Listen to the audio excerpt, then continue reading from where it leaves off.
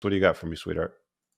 Hey, the last time I called in, I saw the comments afterwards and people said that I was over talking you. I do apologize for that. I hope I didn't come across as rude or anything. I'm not worried about it.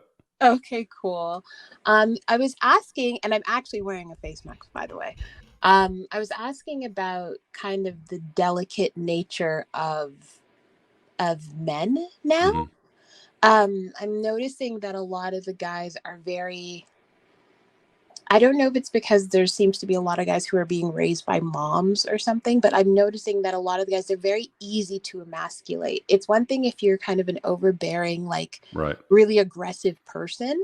It's That's another, that's what society has manufactured men into today. They've basically pussified them.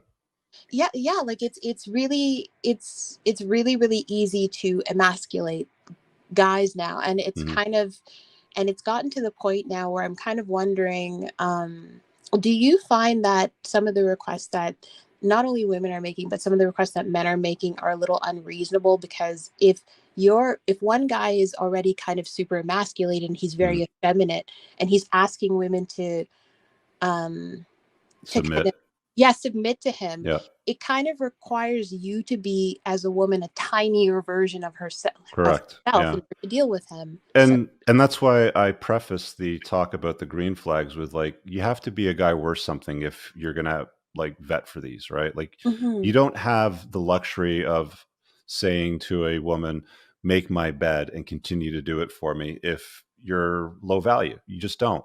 mhm, She's not even gonna do it like the first time, right? And it's just a function of society and societal programming and the way the state run things. And church is a big beta factory, today as well. I've had this conversation with Rollo before on his book on religion. There's a lot of sources out there that, like, weaken and soften men, and there's a lot more weak and soft men today than what there were ever before. Which is why it's easier for top shelf alpha men to stand out from, like, the sea of turkeys. There's like a sea of turkeys, and then there's the odd eagle that's soaring above them all, right? And those are the unplugged alphas up there. There's not a lot of them. And women have the expectation for those guys up there, but what they're met with is a bunch of weak pussies on the ground. mhm. I just wanted to also say, I had the experience of dealing with a guy who's former military, Hmm.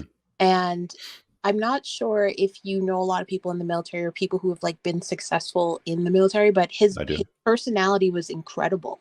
Hmm. He had the most beautiful home. It was very well manicured. Even his dog was one of the most graceful dogs I've ever met. Like there was, his life was just so not regimented, but it was so full of discipline. And Hmm. he just had a way about him that I just kind of instinctively knew that if I wanted to be around him, I had to be on my P's and Q's.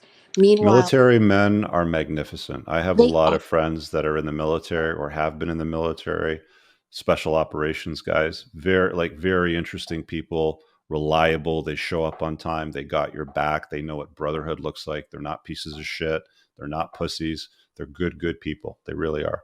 yeah, he was just, I don't know if a lot of the guys are even interested in kind of being around military men, but there's just something about him that he, I was willing to not compete for him, but I was willing to put whatever my expectations were, I was willing to kind of give more ground because I wanted that guy.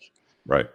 So And that's what my point is with this, is that women will enter your frame and complement your life if you're a guy worthy of that, which is why you yielded to GI Joe, but the regular, pussified guys, you wouldn't do that, right?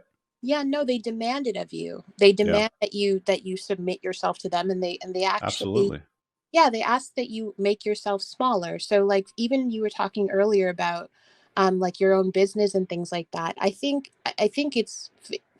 from what I've seen, most women are desperate to have men who pride themselves on leadership. So we want to be a part of making you a king.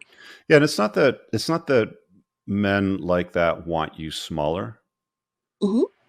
They just don't want you getting in the way and complicating their lives, right? Hmm. They want you to complement it. Yeah, So yeah.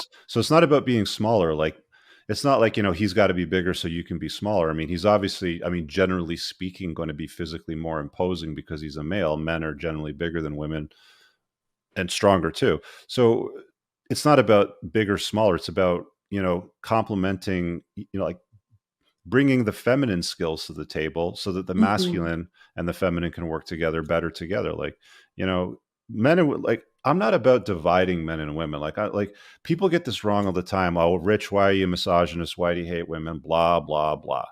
I don't know where they get that idea from, because all I'm telling guys is to take ownership for them a lot, for their lives, man up and become something.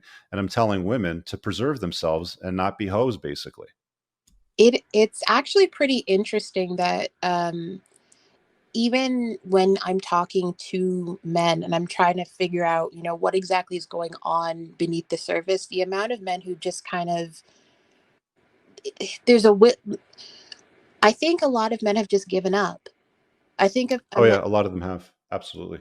they've They just given just up. they just throw up their hands, Jenna, and they go, "It's not worth it. The juice is not worth the squeeze." Women, what do women bring to the table?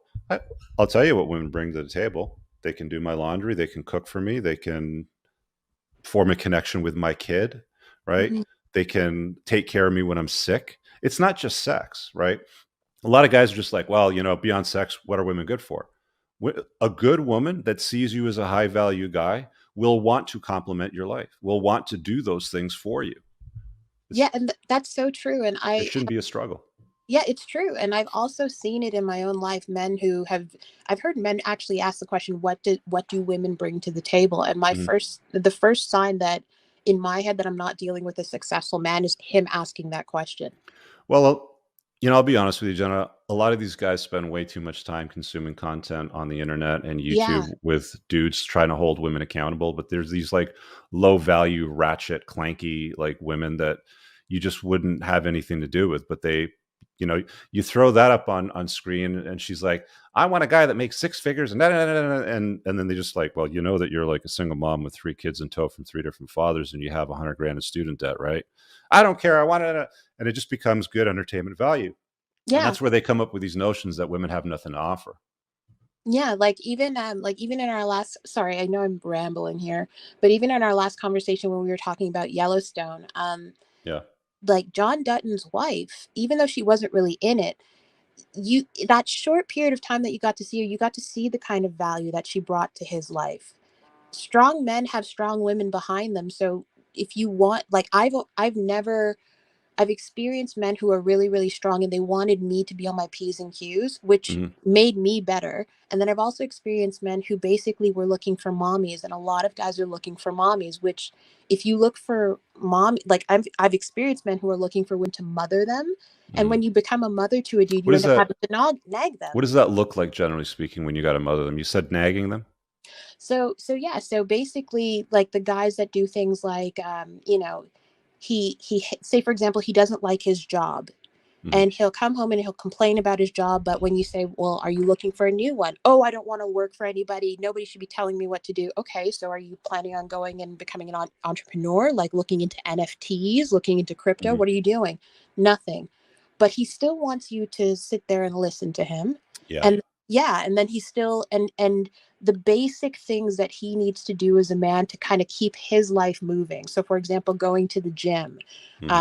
going to the doctors, making sure that he takes care of his responsibilities, making sure that, if he says he's going to sign up for this course and take it, he does it when he says he's going to do it. He doesn't do it. So you end up nagging him and then he complains that you're like his mom. Yeah, so This, these are what I call low value guys that haven't done the work on themselves and they have the wrong expectations, right? Um, and a lot of it is nature nurture sort of thing. But there's a point where you become an adult. I don't care what that is, 16, 19, 20, whatever that looks like. But there's a point where you become an adult and you can't cry like a little bitch about what you're all about in your life. You have to look around and I mean, like quite simply, guys, because Jenna's brought it up a couple of times now. If you don't know what a masculine, virtuous, competent, strong guy looks like, watch Yellowstone. John Dutton, Rip. Look at guys like that, because women right now, and I'll tell you this because I was watching these interviews with these actors the other day. Women right now are falling head over heels for men like this on a TV show, Yep. right? The character, they love that shit. Yeah. And then this whole thing of like women won't date me because I don't have money. Um what's it called? That is not true. We we we just want to know that you can handle things. You'd be surprised how There's different phases of life. Like, how old are you, yeah. Jenna? Oh, I'm 28. So a 20 something guy Hmm. that's a Chad looking guy that has a plan will still be attractive to you. But if the guy's, let's say, 42 and he's got nothing to show for himself, but he still has some ambition, doesn't Hmm. matter how good looking he is, the 20-year-old guy looks more attractive 100% of Yeah, the time. Yeah. that's true. That's true. Right. It's So it really all depends on how old the guy and where that's at. And I've talked about that part before too. Yeah, like that's very true. I just I was just curious because I was talking to some of my girlfriends and we're all having the same problem. Everyone, all of us want to be in happy, healthy, stable relationships. We want we want our own John Duttons. We want our own Rips. Mhm. And we're even willing to make some concessions with the fact that he may not be the highest earning, but is he good with his hands? If something breaks in the house, can he fix it? If he can't make money, can he save us some? Mhm. And the guys are just they're basically women with penises, like they're useless, like Pretty much. yeah. Oh Yeah. well, thank you. Jenna, next time, camera on. Yeah, well Everybody's asking to see your face, right? We got well Sperling here. When are you going to show your face? Come on. here's what I'll do. If you have an email address, I can email you a picture of me and I can explain to you why I prefer to be off camera. It's on the about page of the YouTube channel. The email is right there. You can shoot me an email that way. Okay, groovy, I'll do it. Groovy. All Okay, right. Thanks.